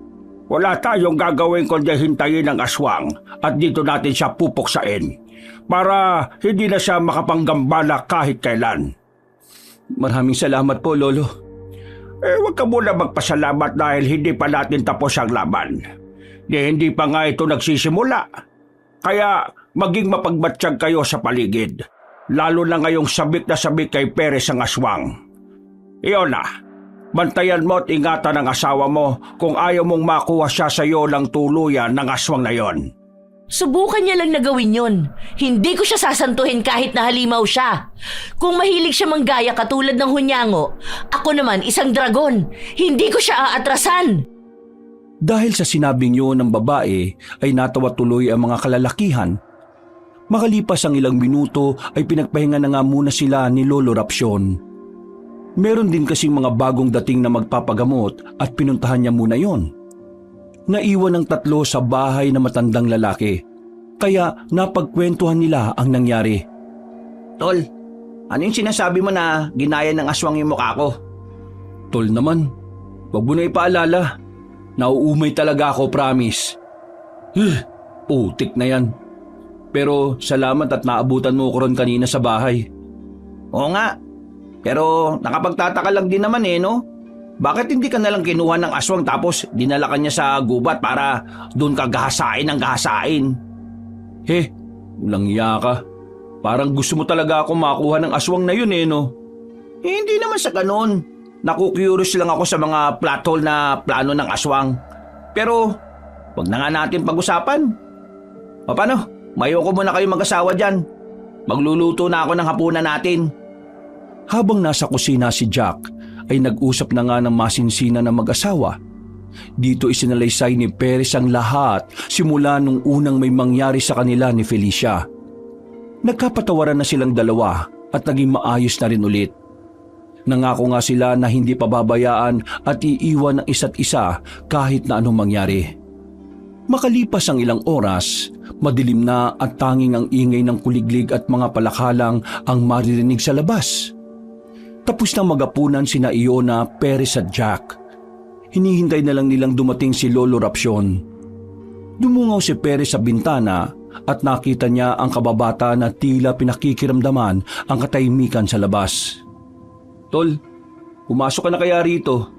Baka mamaya madagit ka pa nung katauhan na yun. Wala namang pakpak yun, tol. Pero hinihintay ko kasi si Lolo Nag-aalala ko para sa kanya. Baka mamaya tambangan siya ng aswang na yun. Hindi naman siguro siya basta-basta magpapatalo sa aswang na yun, tol. Nakita mo naman kung gaano kahusay ang lolo mo. Hindi ko pa rin hindi maiwasang mag-alala Pagdating nga ng magkaibigan sa pintuan ng silid, ay nakita nila ang ilan sa mga bote ng albularyo na tila kumukulo-kulo. Pangga! Jack! Madali kayo rito sa silid ni Lolo Rapcion! Pagdating nga ng magkaibigan sa pintuan ng silid, ay nakita nila ang ilan sa mga bote ng albularyo na tila kumukulo-kulo. Anong ibig sabihin yan? Ibig sabihin yan, may aswang sa paligid natin. Diyos ko po, wala pa naman ang Lolo Rapcion. Anong gagawin natin? Paano na lang kung yung katauhan na yun? Huwag ka mag-alala, walang mangyayari masama kay Perez. Ligtas dito sa bahay ni Lolo at hindi makakapasok ang aswang na yun. At kung makapasok man siya sa bakuran, sigurado kong may inihanda si Lolo para sa kanya. Paano kung mahuli na si Lolo Rapcion ng dating... Kinakabahan ako. Huwag kang matakot, Pangga. Magiging maayos din ang lahat. Walang mangyayaring masama sa atin o sa akin. Niyakap na nga ni Perez ng mahigpit ang asawa. Hanggang sa kumalma na ito. Ilang saglit pa, dinig na dinig nila sa labas ang nakakakilabot na alulong ng aso. Sabay-sabay silang napa-sign of the cross dahil alam nila ang tungkol sa ganito. Na kapag merong umalulong ay tila merong imbitasyon ng kamatayan sa isang lugar. Sinabayan ito ng malamyang hangin. Kaya nang mapatingin sila sa bintana ay nakita nila ang mga palay na nakapaligid kung paanong tila nagsayawan. Naging mapagmatsyag sila hanggang sa mapansin na nilang unti-unting nawala ang pagkulo ng mga botelya. Wala na mga aswang sa paligid. Malma ka na, Iona. Sigurado kong naramdaman na niya ang presensya ng lolo ko, kaya umalis na siya. Pero si Lolo Rapcion na rin na nagsabi na babalik at babalik siya hanggang hindi niya nakukuha ang asawa ko.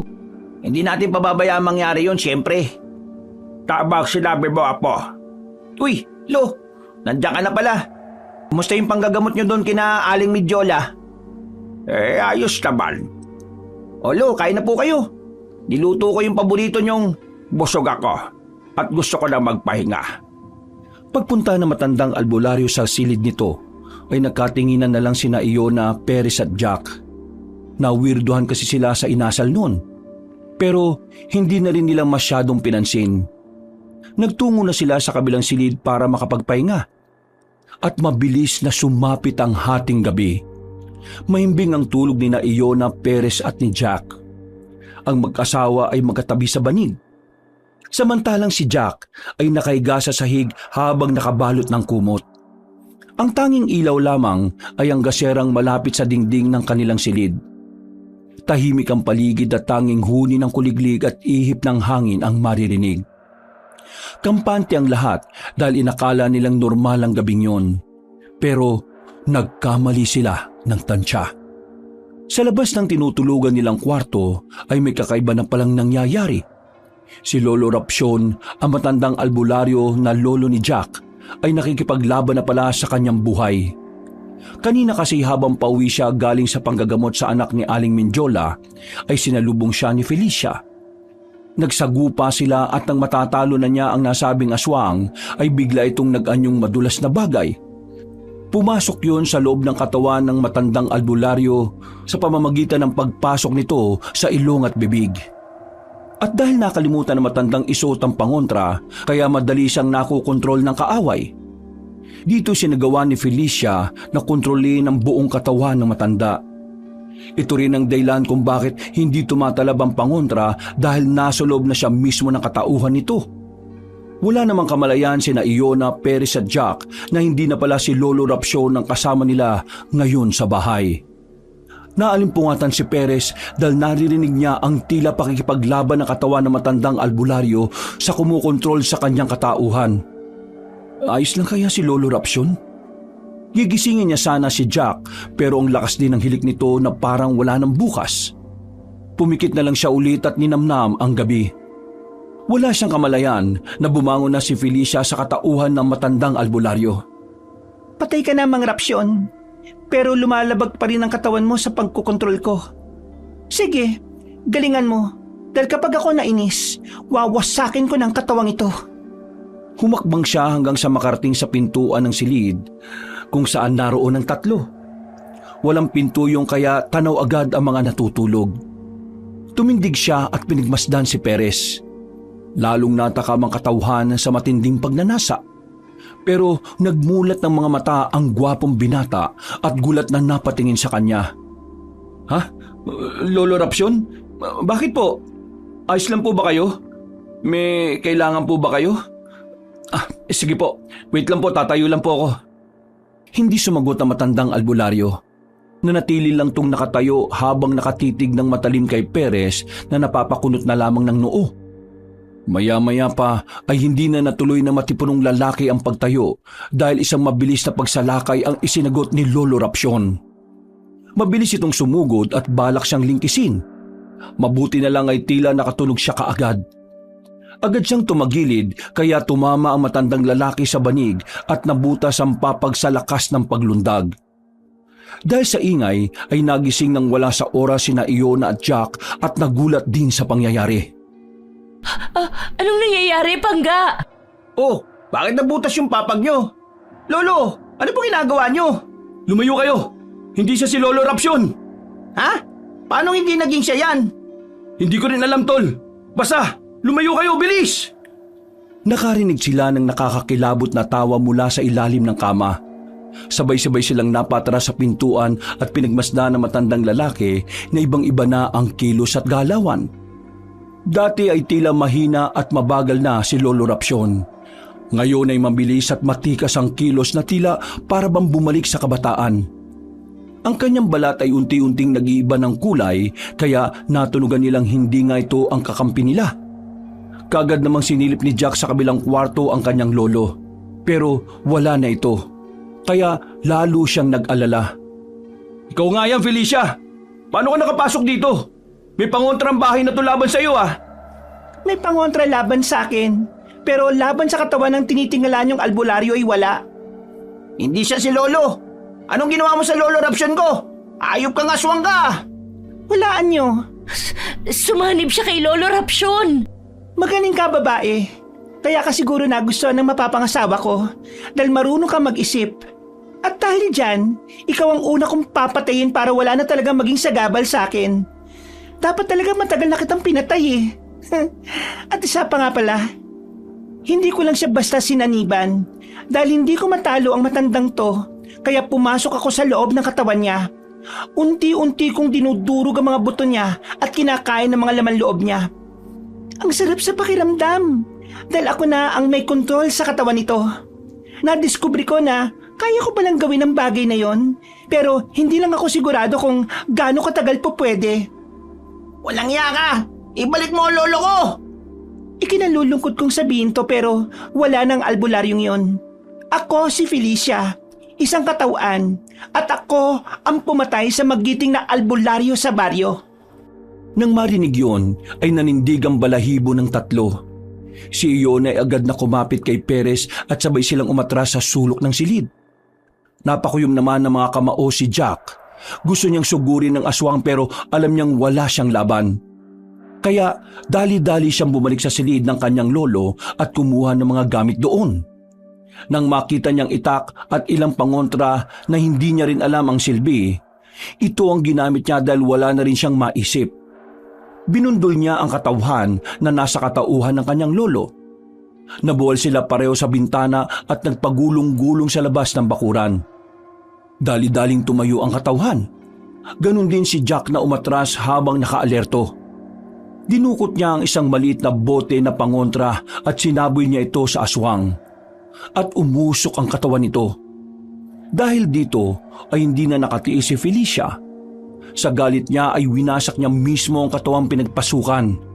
Parang paputok na sumabog ang katawan ni Lolo Rapsyon na kinagulat nilang lahat.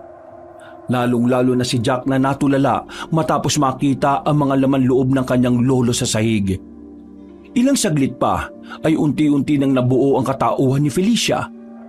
Hindi na anyo ng dalaga kundi sa totoong anyo ng isang mapaminsalang katauhan. Biglang nangaliskis ang balat nito na tila madulas at nangingintab. Bumuglat ang mga mata nito na gumagalaw sa magkaibang direksyon. Ang dila ay humaba at lumawit habang nakapabilog sa dulo. At ang mga kuko niya sa paa at kamay ay humaba sa katumulis na parang mga tulos. Nagkaroon din siya ng mahabang buntot na may patusok-tusok sa dulo. Maligayang pakikitang muli, mahal kong Perez. At ngayon, nararamdaman ko na kapag nagsiping tayong muli, meron ang mabubuo sa tiyan ko na magtutuloy sa lahi ng mga katauhan. Tamang-tama ang matipuno mong katawan, ang gwapo mong muka, karapat-dapat kang lahian. Tigilan mo ang asawa ko! Ikaw na ang uunahin ko para wala ng bungangera. Subukan mo lang kanti ng asawa ko. Ako makakaharap mo. Ang lambing mo naman. Hindi ka naman ganyan nung ilang beses natin ginawa yung pagdadaupang palad natin Tandang-tanda ko pa sa kakahuyan kung paano kang nasiyahan at ulit-ulitin ang ginawa natin. Tumigil kang aswang ka! Si Perez, bagamat takot, ay humawak ng lumang itak na nakita niya kanina. Pagkatapos ay walang pag-aalinlangan siyang sumugod. Sumunod din si Jack na galit sa nangyari. Dala pa rin ng maangas na binata ang ilan sa maliliit na boteng hindi niya rin alam kung anong eksaktong paggamit nun. Hinagis niya ang isa at nang tumama ito sa balikat ng katauhan ay bigla yung nalusaw. Dahil dito ay napaatras si Felicia. Kitang-kita rin sa mukha niya ang pag-aalala at natunugan yun ng magkaibigan. Sinabihan ng aswang na ibalik ang parte ng balikat. Sinubukan ng aswang na ibalik ang parte ng balikat pero hindi na niya magawa. Dahil dito ay mas lalong nakatunog si Jack. Iyon na! Maraming ganyan sa kwarto ni Lolo. Kumuha ka at kami na ni Perez ang bahalang pumigil sa walang yang aswang na ito. Sige. Sinisiguro kong mamamatay ka ngayong gabi na to. Tingnan natin kung sino mauna sa atin. Muling sumalakay si Jack at sumunod naman si Perez. Gamit ang matatalim na kuko ng aswang ay ito ang ginamit niyang pag-atake. Magkasabay na sumalpok sa kuko niya ang mga sandatang hawak ng dalawang binata. Pero palaging may bala si Jack. Muli siyang dumukot ng isa pang maliit na bote. Pagkahagis niya sa mukha ng aswang ay nakaiwas yun. At inikot nito ang kamay saka siya tinusok ng mahabang kuko sa balikat. Napahiyaw sa sakit si Jack. Pero hindi siya nagpadaig. Dinukot niya ang isa pang bote. Sinaboy sa aswang. Tinamaan yun sa kamay at nalusaw yun dahilan para maputol ito at malaglag sa lupa. Dito na nakahanap ng tiyempo ang magkaibigan. Sinubukan nilang puntirahin ang leeg ng aswang pero inikot-ikot lang nito ang katawan na parang goma. Pagkatapos ay nag-anyo tong malaking sawa at gumapang paatras. Nang makalayo na ay saka yun muling bumalik sa pagiging katauhan. Pero katulad pa rin ng dati, lusaw na ang kaliwang bahagi ng balikat at ang kanang kamay ay putol na. Manang-mana ka rin sa lolo mong albularyo Dahil dyan, may naisip na akong gagawin ngayon. Sa'yo naman ako papasok at pagkatapos kong patayin ang babaeng yon, ay saka ko isasagawa ang plano ko. Hindi kita hahayaan. Papatayin muna kita bago mo magawa yun. Muling sumalakay si Jack na halatang galit na galit. Sinubukan siyang pigilan ng matalik na kaibigan pero wala na ring nagawa si Perez. Matindi talaga ang pagnanais ng kababata niyang mapatay ang aswang na pumatay kay Lolo Rapsyon. Tila sa bawat banggaan ng gulok at matatalim na kuko ng aswang ay parang kumakalampag sa buong paligid. Si Jack ay naganap ng ibang bagay na magagamit. Nang makakita siya ng 2x2, ay mabilis niyang dinampot ito at ginamit sa kaaway. Tinamaan sa muka ang aswang at inulit-ulit niya to hanggang sa humandusay yon sa sahig. Iyon na! Nasaan na yung bote ng malusaw na tong hinayubak na to? Bago pa niya matapos ang pagsasalita, ay nahawakan na siya sa paa ng aswang. Pagkahatak sa kanya ay nadapa siya. Nabitiwan niya ang gulok at 2x2. Kaya dali-daling sumugod si Perez para pumigil. Pero nang umiti sa kanya ang aswang ay naglabas ng kakaibang halimuyak ay tila natigilan siya. Dito niya rin biglang naalala ang sinabi ni Lolo Rapcion kagabi patungkol sa pagbibighani ng katawhan. Dahil nga sa meron na kayong koneksyon dalawa, malalim na ang ugnayan niyo. At kapag tumagal pa ito, mas nakakatakot ang pwedeng maging kauwian. Maaaring tuluyan na niyang makuha ang loob mo. Dahil meron kakaibang amoy ang mga katawhan na nagpapahumaling sa mga nakakadaupang palad nila. Natakot siyang bigla nang maalala yon, kaya sa halip na tumulong ay napaatras siya. Nang makita ito ni Jack na nahihirapan ng makipagpambuno sa kaaway ay napasigaw na lang ito. Tol! Perez! Tulungan mo ako, Tol! Huwag kang tumunga nga dyan! Ano ba nangyayari sa'yo? Nasaan na ba si Iona? Bilisan niyo na! Naudlot na si Jack dahil tila natulong na naman ang aswang at pumasok sa kanyang bibig, mga mata at mga tenga. Natulala naman si Perez na nagimbal sa kanyang nakita. Naabutan din ni Iona ang pangyayari habang hawak ang mga bote. Hindi! Jack! Diyos ko po! Pangga! Si Jack! Pinapasok na ng aswang! Anong gagawin ko? Natatakot na isinaboy ni Iona ang isang bote, pero bago pa matamaan ng aswang ay tuluyan na itong nakapasok sa sistema ni Jack. Nanatiling nakahiga ang kababata ni Perez at ilang saglit pa ay nangisay-ngisay na ang katawan nito na dali-daling tumayo. Hindi na nakagalaw ang mag-asawa sa sobrang pagkabigla. Hanggang sa humalakhak ang halimaw sa katauhan ni Jack. Lubayan mo ang katawan ng kaibigan ko! Gusto mo ba na gawin ko rin yung ginawa ko sa katawan ng albularyo? Pasabugin ko rin ba ang katawan? Anong nangyayari? Nangisay-ngisay ulit ang katawan ni Jack at maya-maya pa ay napaludto sa kasumuka ng sumuka. Ang mga sinuka niya ang mismong katauhan ng kakaibang aswang. Gumapang yun palayo at saka muling naging katawhan. Nagulat naman ang mag-asawa na kaagad lumapit kay Jack na tila hinang-hina. Anong nangyari? Anong ginawa mo? Itong kwintas ni Lolo. Tinulungan ako. Jack, sorry at wala akong ginawa. Hindi to ang tamang oras para sa mga ganyan. Tapusin na natin ang hayop lasong na to. Iyon na, pahingi ko ng mga bote. Papatayin ko na ang aswang. Galit na galit ang katauhan sa nangyari. Kaya hinampas niya ang dingding ng kubo at halos mabuwal ang dingding. Hindi naman nagpatinag si Jack. Matapang niyang pinagmasdan ng aswang, habang si Perez ay tila nanginginig pa rin sa takot. Si Iona ay sumunod na rin at sabay silang sumalakay. Mabilis na tumakbo si Jack at magkasunod na binato ng bote ang aswang na umiwas-iwas. Sa huli ay tinamaan ito sa paa. Nakagad na lusaw kaya mas lalo itong napaangil. Dinig na dinig nila ang pag-angil ng isang aswang na parang nahihirapan kaya sinamantala pa ito ni Jack. Sumugod siya pero hindi niya namalayan na nag-anyong sawa na naman ang aswang. Hinampas siya ng buntot nito at tumilapon siya sa sahig. Kamuntikan na niyang mabitiwan ang hawak na gulok. Pero ang ibang bote ay nabasag at nasayang. Si Iona ay sumugod din at pinagahagi sa mga boteng hawak niya. Tinamaan ng 2 beses sa likod ang aswang. Umangil na naman to at galit na galit siyang sinugod. Pero sumalag si Perez. Hinarap niya ang takot para sa asawa. Tumigil ka ng aswang ka! Lubayan mo na kaming lahat! Kung pinaubaya mo lang sa akin ang lahat, hindi na tayo aabot sa ganito, Perez. Lubayan mo ang asawa ko! Walang iyakang aswang ka! Ito ang sayo! Hinampas ni Iona ng 2x2 sa muka ang aswang ng 2 beses. Ito yung pamalo kanina ni Jack na nahulog at dinampot niya. Pagkatapos ay saka niya sinabuyan ulit ng boteng may pangontra. Nahagip lang ang mukha ng aswang dahil nakaatras ito. Nang malusaw yun ay mas lalo tong nag-alburuto sa galit na parang bulkan.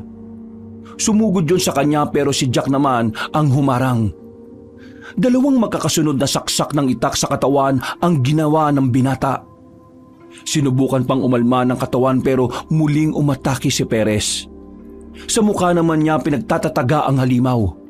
Hanggang sa tuluyan itong manghina at mapaatras. Magpapalit pa sana ito ng anyo pero hindi na niya magawa dahil sa dami ng tama. Pagewang-gewang tong tumalikod para tumakas pero hindi pinahintulutan ni Jack. Tumakbo siya sa unahan nito at saka to sinabuyan ng natitirang bote ng likido. Nalusaw ang kalahating katawan ng aswang, kaya gumapang na lang to sa lupa. Kapag ako nakatakas dito, babalikan ko kayong lahat. Sa tingin mo ba patatakasin pa kitang halimaw ka? Dahil sa ginawa mo sa lolo ko, mamamatay ka na rito! Uunahan ko na kayo. Tama na! Tama na! Anong uunahan? Etong mauna sa iyong hayop ka. Ibalik mo ang lolo ko. Hindi sapat ang kamatayan sa'yo. Etong sa'yo! Etong sa'yo! Tol, tama na yan! Anong tama na, Perez? Naririnig mo ba yung sarili mo ngayon, ha? Pinatay niya ang lolo ko at gusto kanyang gawing palahian ng magiging katulad ng mga aswang. Tapos sasabihin mo sa akin, tama na, ha? Hindi mo naintindihan ang ibig kong sabihin, Tol. Anong hindi ko naintindihan? Bakit? Nagustuhan mo ba yung mga ginagawa sa'yo ng aswang na ito? Masarap ba, ha? Magaling ba siyang katalik kaysa sa asawa mo? Isang malutong na sampal mula kay Iona ang nagpatigil kay Jack. Nagulat din si Perez sa ginawa ng asawa kaya inawatan niya ito. Sige, magsama kayong mag-asawa. Pagtulungan niyo ako. Hindi ganun yun, Jack. Tingnan mo yung aswang. Kanina pa siya patay. Kanina pa siya unti-unting natutunaw habang tumatakas sa atin. Alam kong masakit ang nangyari kay Lolo Rapsyon. Pero may magagawa pa ba tayo ron? Sa tingin mo kung magpapalamon ka sa galit, ikatutuwa yun ng lolo mo? Napalood na lang si Jack habang umiiyak. Kaya naiyak na rin ang mag-asawa dahil sa mga nangyayari. Nang tuluyan ng maglaho ang presensya ng aswang, ay naglapit sila sa isa't isa at nagyakapan. Nagkahingian din sila ng kapatawaran sa isa't isa dahil sa mga nangyari. At bago sumikat ang araw ay inipon nila ang mga piraso ng katawan ni Lolo Rapsyon. Saka ito'y nilagay sa isang kahon. Matagal nilang ipinanalangin ang pira-pirasong bangkay at pagkatapos ay inilibing nila ito sa likod ng bahay ng may dangal. Pasensya na kayo, Iona, Perez. Sorry talaga. Tol, ako ang dapat tumingi ng pasensya sa'yo. Hindi sana madadami ng ganito si Lolo Rapsyon kung hindi dahil sa akin. Huwag na tayo magsisihan. Ang mahalaga natapos na ang gulo. Wala nang aswang nakakatauhan. Hindi na siya makakapanggulo kahit na kailan. Tinanggal ni Jack ang pangontrang kwintas at saka ito inilagay sa ibabaw ng puntod ng kanyang lolo. Gagawin din sana yun ng mag-asawa pero pinigil sila. Mas mabuti raw na isuot nila ito bilang pangontra. Makalipas ang ilang araw, nalaman nga ng mga taga-baryo ang nangyari. Kaya sumikat sila sa buong lugar na yon na siyang pumatay sa katauhan. Na isang uri ng aswang na kayang manggaya ng anyo ng tao at iba pang hayop. Depende sa lakas nito. Lumipas ang 1 buwan, mag-isa lang sa bahay si Perez dahil sa nakipaglamay si Iona sa bayan. Mahimbing ang tulog niya nang walang ano-ano ay biglang bumukas ang bintana. Mula roon ay pumasok si Jack pero mahahalatang hindi na siya ito. Lumapit siya at pinagmasdan ng nahihimbing na kaibigan sa kaungmiti ng makahulugan. Matagal bago ko tuluyang makapanghimasok sa katauhan ng matalik mong kaibigan, Perez. Mabuti na lang din at pinili niyang hindi isuot ang pangontrang kwintas. Ngayon, matutupad ko na ang matagal ko ng hangarin. Mapupunlaan mo na ako ng anak sa pamamagitan ng katauhan na to. At pagkatapos kong magdalang tao sa katawang to, gagawin ng magiging anak natin na pagkain ng katawang ito. At mabubuhay na ang panibagong angkan ng mga katauhan. Pagkatapos sabihin yon ay nilingkis na niya si Perez. Tinakpan niya ang bibig nito upang hindi makasigaw. At pagkatapos ay nakipagniig na siya para makabuo ng panibagong angkan ng mga aswang. Wakas,